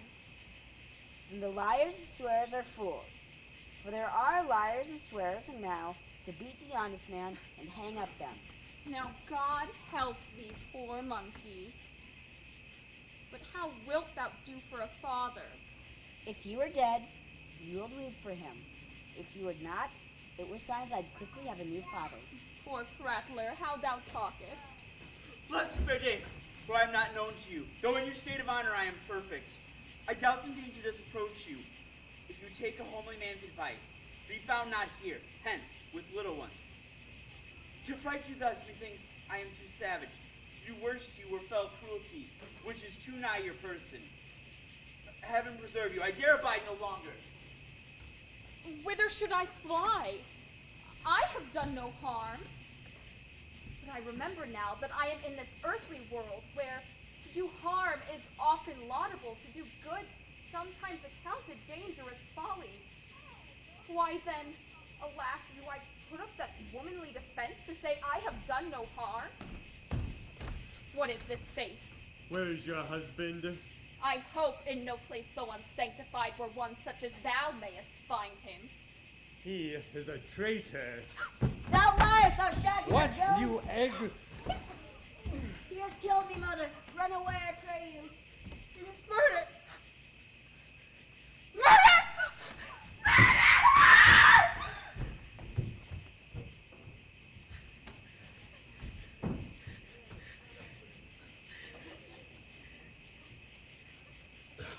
Let us seek out some desolate shade, and there weep our sad bosoms empty. Let us rather hold fast the mortal sword, and like good men, bestride our downfall and birthdom. Each new morn, new widows howl, new orphans cry, new sorrows strike heaven on the face as it felt with Scotland, and yelled out like the syllable of Dollar. What I believe I'll wail, what no believe, and what I can redress, as I shall find the time to, friend, I will. What you have spoke, it may be so perchance. This tyrant, whose sole name blisters our tongues, was once thought honest. You have loved him well. He hath not touched you yet. I'm young, but something you may deserve of him through me, and wisdom to offer up a weak, poor, innocent lamb to appease an angry god. I am not treacherous. But Macbeth is. A good and virtuous nature may recoil in an imperial charge. But I shall crave your pardon. That which you are, my thoughts cannot transpose. Angels are bright still, though the brightest fell. Though all things foul would wear the brows of grace, yet grace must still look so. I have lost my hopes. Perchance e'en there where I did find my doubts. Oh, why in that rawness left you, wife and child? Those precious motives, those strong knots of love, without leave-taking. I pray you, let not my dishonors be your dishonors, but mine own safeties. You may be rightly just, whatever I shall think. Bleed, poor country! Great tyranny! Lay thou thy bases sure, for goodness dare not check thee. Wear thou thy wrongs. The title is afeard. Fare thee well, lord. I will not be the villain that thou thinkest, for the whole space is in the tyrant's grasp, and the riches to boot. Be not offended. I speak not as an absolute fear of you. I think our country sinks beneath the yoke. It weeps, it bleeds, and each new day a gash is added to her wounds. I think withal there would be hands uplifted in my right, and here, from gracious England, have I offer of goodly thousands. But for all this, when I shall tread upon the tyrant's head, or wear it on my sword, yet my poor country shall have more vices than it had before. More suffer in more sundry ways, but than ever by him that shall succeed. What should he be? It is myself, I mean, in whom I know all the particulars of thy so grafted, that when they shall be opened black, Macbeth will seem as pure as snow, being compared with my confineless harms. Not in the legions of horrid hell can come a devil more damned in evils to top Macbeth. I grant him bloody, luxurious, avaricious, false, deceitful, sudden, smacking of every sin that has a name. There's no bottom, none in my voluptuousness. Your wives, your daughters, your matrons, and your maids could not fill up the cistern of my lust and my desire. All continent impediments would o'erbear that did oppose my will. Better Macbeth than such an one to reign. Boundless intemperance in nature is a tyranny. It hath been the untimely emptying of the happy throne and the fall of many kings. But yet, do not fear to take upon you what is yours. You may convey your pleasures in a spacious plenty, and yet seem cold the time you may so hoodwink. There cannot be that vulture in you to devour so many that will to greatness dedicate themselves, finding it so inclined. With this there grows in my most ill-composed affection such a stanchless avarice, that were I king, I should cut off the nobles for their lands, desire his jewels and this other's house. And my more having would be as a sauce to make me hunger more, that I should forge quarrels with the good and loyal, destroying them for wealth. This avarice sticks deeper, grows with more pernicious root than summer-seeming lusts. And it hath been the sword of our slain kings, but yet do not fear. Scotland has foisons to fill up your will of your mere own. All these are portable with other graces weighed. But I have none! The king becoming graces as justice, verity, temperance, stableness, bounty, perseverance, mercy, lowliness, devotion, patience, courage, fortitude. I have no relish of them, but abound in the division of each several crime, acting it many ways. Nay, had I power, I should pour the sweet milk of concord into hell, uproar the universal peace, confound all unity on earth. Oh, Scotland, Scotland! If such a one be fit to govern, speak. I am as I have spoken. Fit to govern? No, not to live. Oh, nation miserable, with an untitled tyrant bloody sceptered. When shalt I see thy wholesome days again, since the truest issue of thy throne by his own interdiction stands accursed, and does blaspheme his breed? Thy royal father was a most sainted king. The queen that bore thee often upon her knees than on her feet died every day she lived. Fare thee well. These evils that thou repeatest upon thyself have banished me from Scotland. Oh, my breast. My hope ends here. Macduff, this noble passion, child of integrity, hath from my soul wiped the black scruples, reconciled my thoughts to thy good truth and honor. Devilish Macbeth by many of these trains hath sought to win me into his power, and modest wisdom plucks me from o'er credulous haste. But God above, deal between thee and me, for even now I put myself to thy direction. Unspeak mine own detraction. Here, abjure the taints and blames I laid upon myself for strangers to my nature. I am yet unknown to woman, never was forsworn, scarcely have coveted what was mine own, would not betray the devil to his fellow, and delight no less in truth than in life. My first false speaking was this upon myself. What I am truly is thine and my poor country's to command. Whither, indeed, before thy here approach, old Seward with 10,000 warlike men, already at a point, was setting forth. Now we'll together, and the chance of goodness be like our warranted quarrel. Why are you silent? Such welcome and unwelcome things at once. It is hard to reconcile. Oh, see who comes here. My countryman, and yet I know him not. My ever-gentle cousin. Welcome hither. I know him now. Good God, but times remove the means that make us strangers. Sir, amen. Stand Scotland where it did. Oh, last poor country. Almost afraid to know itself. It cannot be called our mother, but our grave. Where nothing but who knows nothing is once seen to smile. Where sighs and groans and shrieks that rend the air are made, not marked. Where violent sorrow seems a modern ecstasy. There the dead man's knell is scarce asked for who, and good men's lives expire ere the flowers in their caps, dying or ere they sicken. No relation too nice and yet too true. What's the newest grief? That of an hour's age does hiss the speaker. Each minute teems a new one. And how does my wife? Well, sir. And all my children? Well, too. The tyrant has not battered at their peace? No, they were well at peace when I did leave them. Be not a miser of thy speech. How goest? When I came hither to transport the tidings that I have heavily borne, there ran a rumor of many worthy fellows that were out, which to my belief witnessed the rather, for I saw the tyrant's power afoot. Now is the time of help. Your eye in Scotland would create soldiers, make our women fight to doff their dire distresses. Be it their comfort, we are coming thither.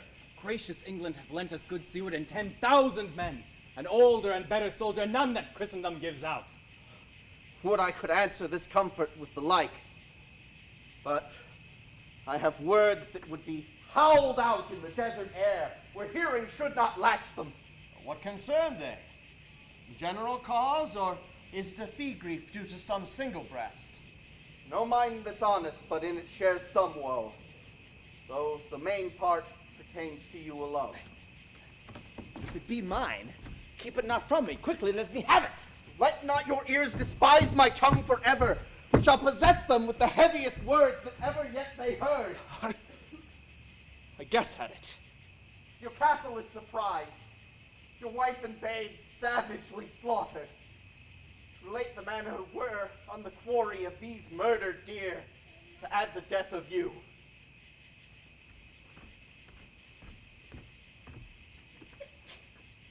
Merciful heaven! What, man, there pull your hat upon your brows? Give sorrow words, the grief that does not speak whispers the overfraught heart, and bids it break. My children too? Wife, children, servants, all that could be found. And I must be from thence. My wife killed too! I have said. Be comforted. Let's make us medicines of our great revenge and cure this deadly grief. Oh, he has no children! Oh, my pretty ones. Did you say all? Oh, Hellkite, all! What? Oh, my pretty chickens and their dam at one foul swoop! Dispute it like a man! I shall do so! But I must also feel it as a man. I cannot but remember such things that were most precious to me. Oh, did heaven look on and would not take their part?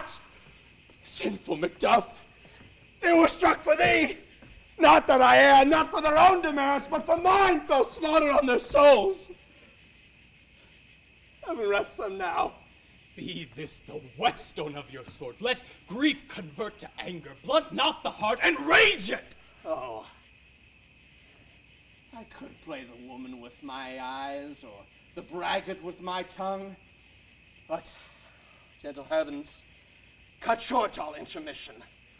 Front to front. Bring thou this fiend of Scotland and myself within my sword's length set him, and if he escape, heaven forgive him too. This tune goes manly. Come, go we to the king. Our power is ready. Our lack is nothing but our leave. Macbeth is ripe for shaking, and the powers above put on their instruments.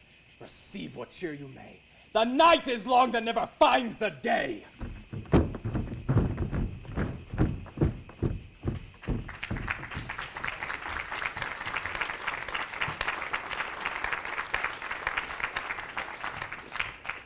I have 2 nights watched with you, but can receive no truth in your report. When was it she last walked? Since His Majesty went into the field, I have seen her rise from her bed, throw her nightgown upon her, unlock her closet, take forth paper, fold it, write upon it, read it, afterwards seal it, and again return to bed. Yet all of this while in a most fast sleep. A great perturbation of nature to receive at once the benefits of sleep and do the effects of watching. In this slumbery agitation, besides her walking and other actual performances, what at any time have you heard her say? That, sir, which I will not report after her.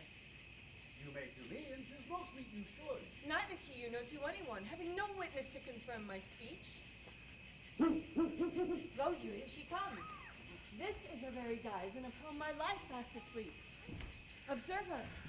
Stand close. How came she by that light? Why, it stood by her. She has light by her continually. It is her command. You see her eyes are open. Aye, but their senses shut. What is it she does now? Look how she rubs her hands. It is an accustomed action with her to seem thus, washing her hands. I've known her continue in this a quarter of an hour. Yet, here's a spot! Hark, she speaks. I will set down what comes from her to satisfy my remembrance the most strongly. Out, damn spot! Out, I say! 1, 2. Why then, 'tis time to do it. Hell is murky. Fie, my lord, fie. Soldier and afeard. What need we fear? Who knows it when none can call our power to account? Yet, who would have thought the old man would have so much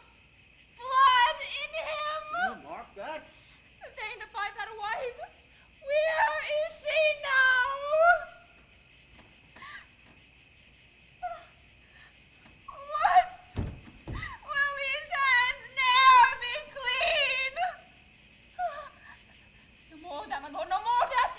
You more all with the starting! Go to, you have known what you should not. She has spoke what she should not, I'm sure of that.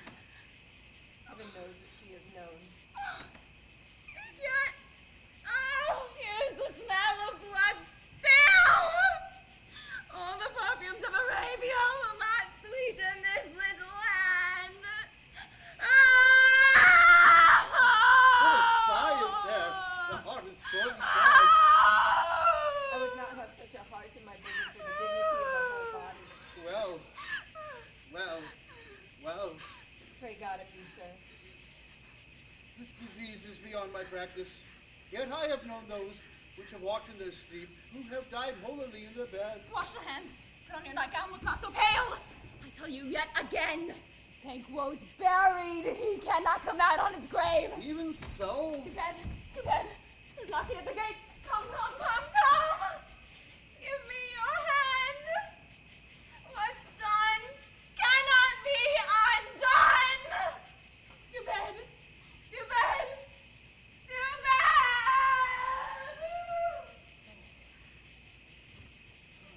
Our whisperings are abroad. Unnatural deeds do breed unnatural troubles. Infected minds to their deaf pillars will discharge their secrets. More need she the divine than the physician. God forgive us all. Look after her, remove from her the means of all annoyance, and still keep eyes upon her. So good night. My mind she has mated, and amazed my sight, I think, but dare not speak. Good night, good doctor.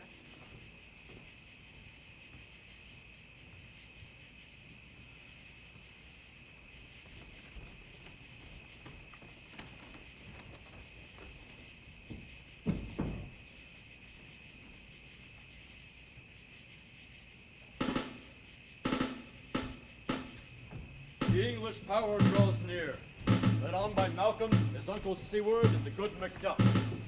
Revenges burn in them, for their dear causes would with grim alarm excite the mortified man. Near Burnham Wood shall we well meet them, for that way are they coming. Gunwald of Donalbain be with his brother. For certain, sir, he is not. I have a file of all the gentry. There is Seward's son and many unrough youths that even now protest their first of manhood. What does the tyrant? Great Dunsinane he strongly fortifies. Some say that he is mad. Others who lesser hate him do call it valiant fury. But for certain, he cannot buckle his distempered cause within the belt of rule. Now he feels his secret murders sticking to his hands. Now minutely revolts upbraid his faith breach. Those in command move only in command, nothing in love. Now does he feel his title hang loose about him, like a giant's robe upon a dwarvish thief.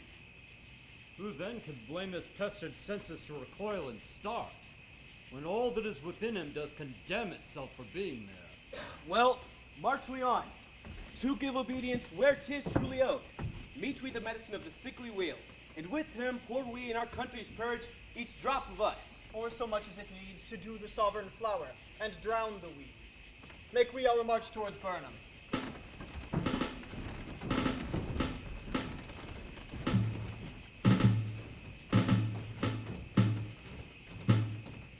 Bring me no more reports! Let them fly, all! Till Burnham Wood removed to Dunsinane, I cannot taint with fear. What's the boy, Malcolm? Was he not born of woman? The spirits that know all mortal consequences have pronounced me thus. Fear not, Macbeth. No man that's born of woman shall e'er have power upon thee. Then fly, false things, and mingle with the English epicures. The mind I sway by and the heart I bear will never sag with doubt nor shake with fear. The devil damn thee, Black, thou cream-faced loon! Where got'st thou that goose look? There are 10,000 Geese, villain! soldiers, sir. The devil damn thy soul! What soldiers, Patch? Death of thy soul! Those linen cheeks of thine are counselors to fear. What soldiers, Way-face? The English forces face hence! Seaton! I am sick at heart when I behold. Seaton, I say! This push will cheer me ever, or deceit me now. I have lived long enough. My way of life has fallen into the sere, the yellow leaf. And that which should accompany old age is honor, love, obedience, troops of friends. I must not look to have, but in their stead, curses. Not loud, but deep. Mouth honor. Breath which the poor heart would fain deny, and dare not. Seaton! What is your gracious pleasure? What news more? All is confirmed, my lord, as was reported. I'll fight till from my bones my flesh be hacked. Give me mine armor. 'Tis not needed I'll yet. put it on. Send out more horses. Scour the country round. Hang those that talk of fear. Give me mine armor. How does your patient, doctor? Not so sick, my lord, as she is troubled with thick-coming fancies that keep her from her rest. Cure her of that. Canst thou not minister to a mind diseased? Pluck from the memory a rooted sorrow. Raise out the written troubles of the brain, and with some sweet, oblivious antidote cleanse the stuffed bosom of that perilous stuff that weighs upon the heart. Therein the patient must minister to himself. Throw physic to the dogs, I'll none of it. Come, sir, put mine armor on. Give me my staff. Seaton, send out. Doctor, the fanes fly from me. Come, sir, dispatch. If thou couldst, doctor, cast the waters of my land, cleanse them to a clean and pristine health, I would applaud thee to the very echo which should applaud again. Take it off, I say. What rhubarb, cyme, or what purgative drug would scour these English hence? Hearest thou them? Aye, my good lord, your royal preparations make us hear something. Bring it after me. I will not be afraid of death and bane till Burnham Forest come to Dunsinane. Were I from Dunsinane away and clear, prophet again should hardly find me here. Cousins, I hope the days are near at hand that Chambers will be safe. We doubted nothing. What wood is this before us? Wood of Burnham. Let each soldier hew him down a bough and bear it before him. Thereby shall we shadow our numbers and make discovery air and report of us. Shall be done. Shall be done. We learn no other but the confident tyrant keeps still in Dunsinane, and will endure our setting down before it. 'Tis his main hope. Where there is advantage to be given, both more and less have given him the revolt. And none serve with him but constrained things, whose hearts are absent too. Let our just censures attend the true event, and put we on industrious soldier fit. The time approaches that will with due decision make us know what we shall say we have and what we owe. Thoughts speculative their unsure hopes relate, but certain issues strokes must arbitrate, for with which advance the war.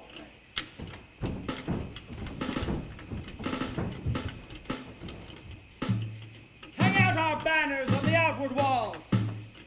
The cry is still they come. Our castle's strength will lave a siege to scorn. Here, let them lie, till famine and the ague eat them up. Were they not forced with those that should be ours, we might have met them, dareful, beard to beard, and beat them backward home. No, my lady! What is that noise? It is the cry of women, my lord. I've almost forgot the taste of fears. The time has been, my senses would have cooled to hear a night shriek, and my fell of hair would at a dismal treatise rouse and stir as life were in't. I have supped full of horrors. Direness familiar to my slaughterous thoughts cannot once start me. Wherefore was that cry? The queen, my lord, is dead.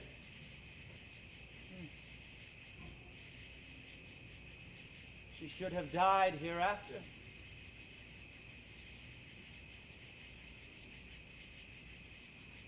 There would have been a time for such a word. Tomorrow. And tomorrow. And tomorrow creeps in its petty pace, from day to the last syllable of recorded time. And all our yesterdays have lighted fools the way to dusty death. Out, brief candle. Life is but a walking shadow, a poor player that struts and frets his hour upon the stage and then is heard no more. It is a tale told by an idiot, full of sound and fury.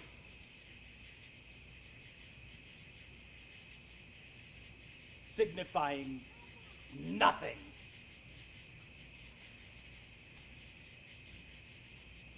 Thou camest to use thy tongue, thy story quickly. Gracious my lord, I know I should report what I said I saw, but I know not how to do so. Then say, sir. As I stood my watch upon the hill, I looked on Burnham, and anon methought the wood began to move. Liar and slave! Let me endure thy wrath if it be not true. You will see in the coming 3 miles the moving grove. If thy speech be false, upon the next tree shalt thou hang alive till famine cling thee. If thy speech be sooth, I care not if thou dost for me as much. I pull in resolution and begin to doubt the equivocation of a fiend that lies like truth. Fear not till Burnham Wood does come to Dunsinane. And now a wood comes toward Dunsinane. Arm! Arm and out! If this which he avouches does appear, there can be no flying hence, nor tarrying here. I begin to be weary of the sun, and wish the estate of the world were now undone. Ring the alarm bell! Blow wind, come ruck! At least we'll die with harness on our back.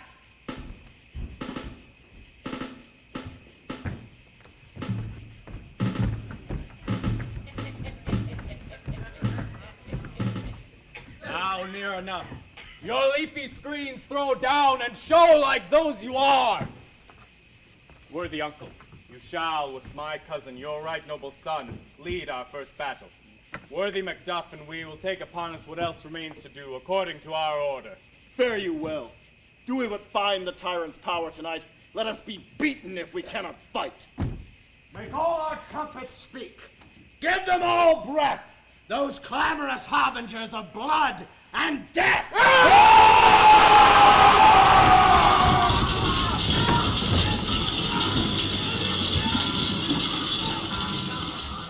They have me tied to a stake. I cannot fly, but bear like I must fight the course. What's he that was not born of woman? Such a one am I to fear, or none. What is thy name? Thou'lt be afraid to hear it. No, though thou callest thyself a harder name than any is in hell. My name's Macbeth. The devil himself could not pronounce a title more hateful to mine ear. No, nor more fearful. Thou liest, abhorred tyrant! With my sword I'll prove the lie thou speakst.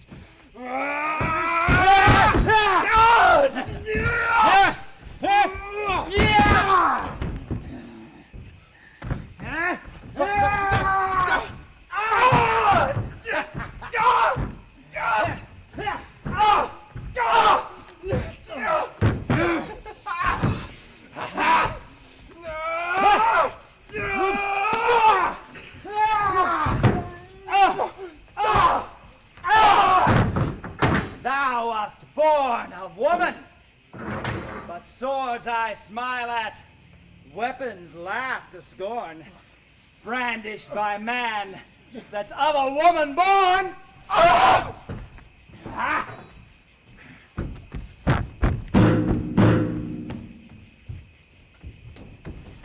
Now with the noises. Tyrant, show thy face!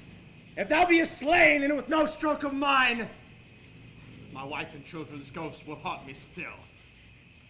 Can I strike it? Wretched kerns, whose arms are hired to bear their staves?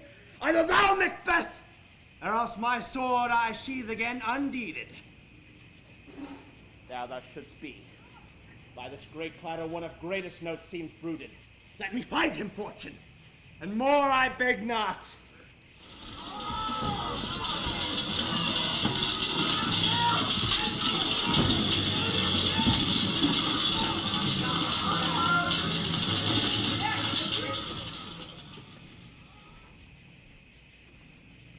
This way, my lord. The castle's gently rendered. The tyrant's people on both sides do fight. The noble thanes do bravely in the war. The day almost itself professes yours, and little is to do. We've met with foes that strike beside us. Enter, sir, the castle.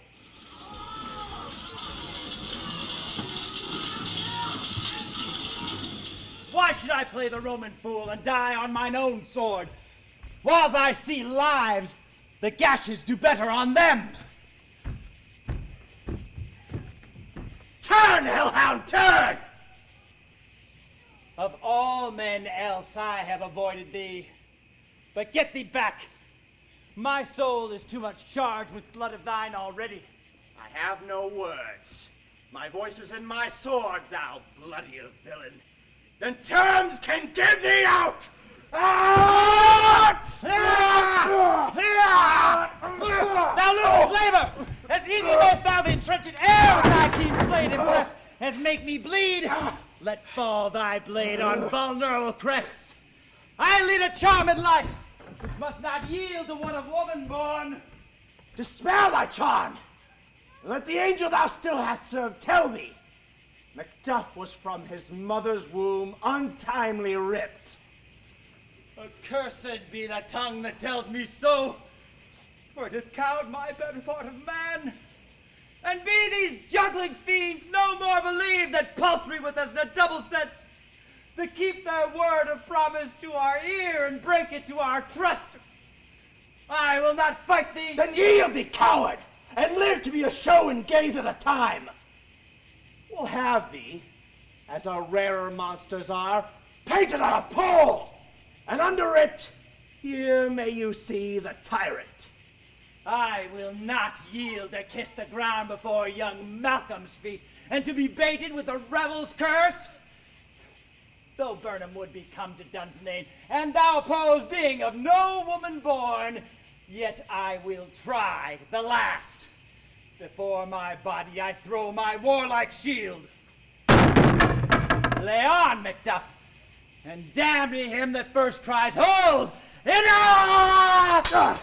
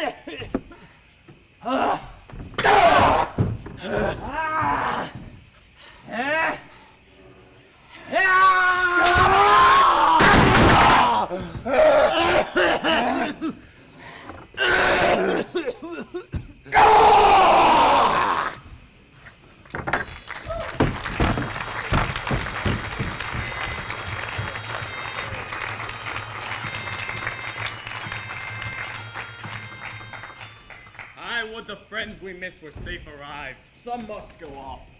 Yet by these I see, so great a day as this is cheaply bought. Macduff is missing, and your noble son. Your son, my lord, has paid a soldier's debt. He only lived but till he was a man, and no sooner had his prowess confirmed in the unshrinking station where he fought, but like a man he died. Then he is dead? Aye, and brought off the field. Your cause of sorrow must not be measured by his worth, for then it hath no end. Had he his hurts before? Aye, on the front. Why then God's soldier be he. Had I as many sons as I have hairs, I would not wish them to a fairer death. And so his knell is knolled. He's worth more sorrow, and that I'll spend for him. He's worth no more. They say he parted well and paid his score. And so God be with him. Here comes newer comfort.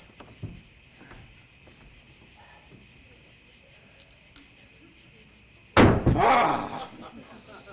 Hail, King! For so thou art. Behold where lies the usurper's cursed head. The time is free. I see thee compassed by the kingdom's pearl, who speak my salutation in their minds, whose voices I desire aloud with mine. Hail, King of Scotland! Hail, King of Scotland!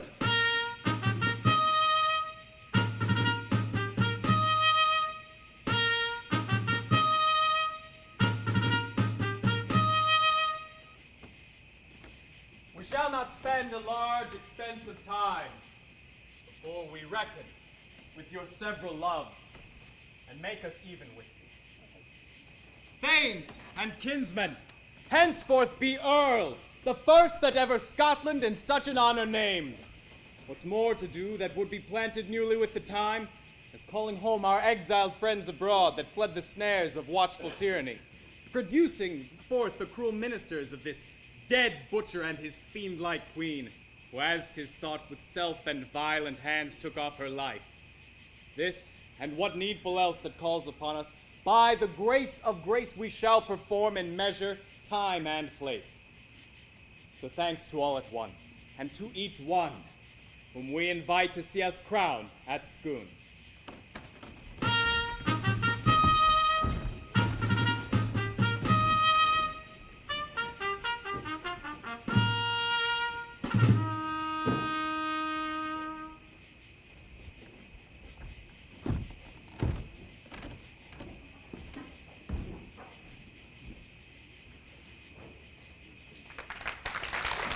Ha ha ha!